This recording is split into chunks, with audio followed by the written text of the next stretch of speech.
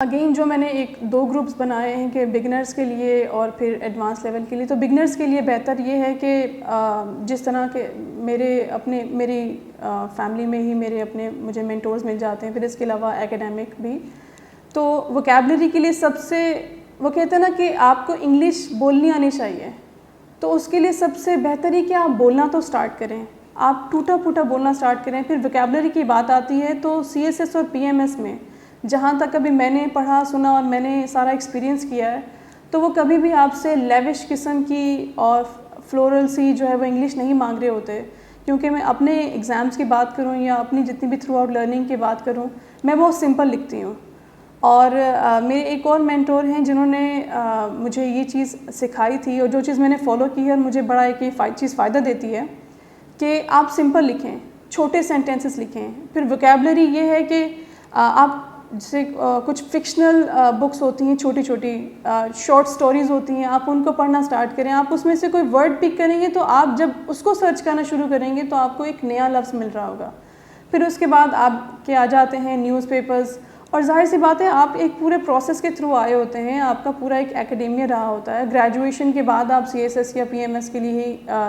اس کے لیے کوالیفائی کرتے ہیں, تو آپ نے کچھ نہ کچھ پڑھا ہوتا ہے, راستہ آپ کو ملا ہوتا ہے, ہر چیز آپ نے کی ہوتی ہے, بس وہ تھوڑی سی اور بہتر طریقے سے ہو رہی ہوتی ہے. کیونکہ C S S P M S کے لیے اگر ہم جب کسی سے بات کرتے ہیں تو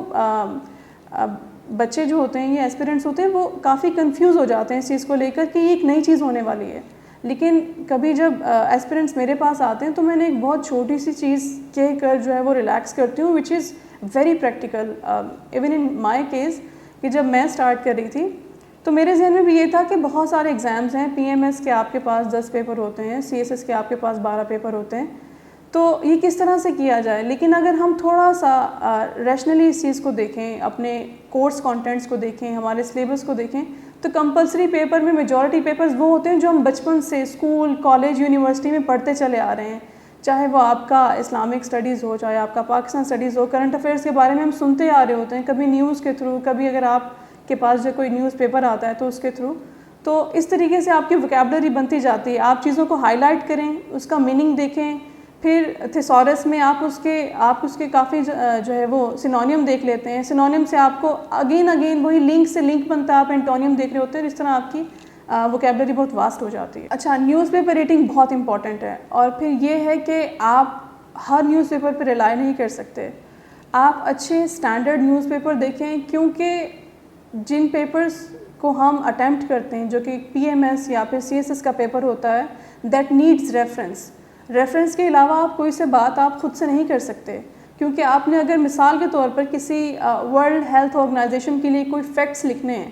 تو آپ یا تو ان کی مثال کے طور پر آفیشیل ویب سائٹ پہ جائیں گے, یا کچھ اوتھینٹک نیوز پیپر, یا جیسے بگنرز ڈان نیوز پیپر سے بھی شروع کرتے ہیں, کوئی دا نیشن بھی پڑھ رہا ہوتا ہے, پھر آپ کے پاس انٹرنیشنل نیوز پیپرز بھی آتے ہیں پاکستان میں, آپ ان کو بھی ریفر کر سکتے ہیں. سو دیر از اے لاٹ آف ڈیٹا جو آپ کے پاس موجود ہے جس کو آپ ریفر کر سکتے ہیں. بس صرف اتنا ہے کہ جب دا کی از کہ جب آپ نے کسی چیز کو کرنے کے لیے ٹھان لیا تو آپ کو اس چیز کی جو ہے وہ سورسز بھی پتہ چل جاتی ہیں جب آپ ڈگ آؤٹ کرتے ہیں چیزوں کو, کہ یہ چیز اس سوال کو مثال کے طور پر as a C S S یا پی ایم ایس ایسپیرنٹ میں نے سالو کرنا ہے, تو میں اس چیز کی ڈائمینشن تلاش کروں تو میرے ذہن میں پھر 100 چیزیں آئیں گی. اگر میرے پاس ایک صحیح ڈائریکشن ہوگی کہ میں اس چیز میں اس اپنے سوال میں کیا کیا چیزیں ایڈ کروں, مثال کے طور پر چاہے وہ نیوز پیپر سے ہوں تو نیوز پیپر میں بھی وہی اوتھینٹک چیزیں جو آپ کو ود ریفرنس مل رہی ہیں, جس کو آپ پراپرلی کوٹ کر کے جو ہے وہ کریک کر سکتے ہو اپنے ایگزام کو, اپنے اس پرٹیکولر کویشچن کو. تو دیٹ از ویری امپورٹنٹ.